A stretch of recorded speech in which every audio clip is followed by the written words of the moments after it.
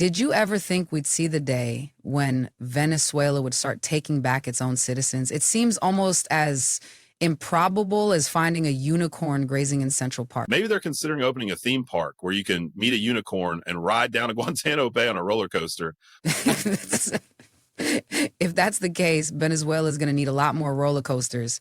So, what's the scoop on this latest escapade of international diplomacy, Spud? All right, so get this. Nearly 200 Venezuelan illegal immigrants who were detained in Guantánamo Bay were flown back to Venezuela because, surprisingly, the country is suddenly okay with that.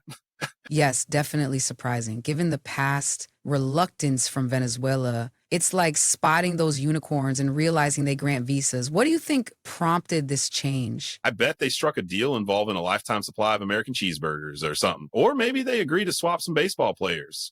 That's what I do for goodwill. I can always count on you for sports diplomacy, but in the reality we live in, it appears there were high-level political discussions and quite a bit of financial coaxing involved. Oh, yes, because money speaks louder than baseball cheers. This whole thing has Trump's fingerprints all over it, even though the fingerprint machine is probably somewhere in his Mar-a-Lago office. True. The Trump administration's legacy does include their handling of immigration. Seems like this move to expand detention centers to hold 30,000 people sort of shows they weren't kidding around. 30,000 is like trying to fill a stadium with people watching Guantanamo's least fun concert, not your usual summer festival lineup. More like summer delinquency lineup. The use of Guantanamo is controversial, especially with people detained there posing security threats like the Tren de Aragua gang. Your thoughts on that?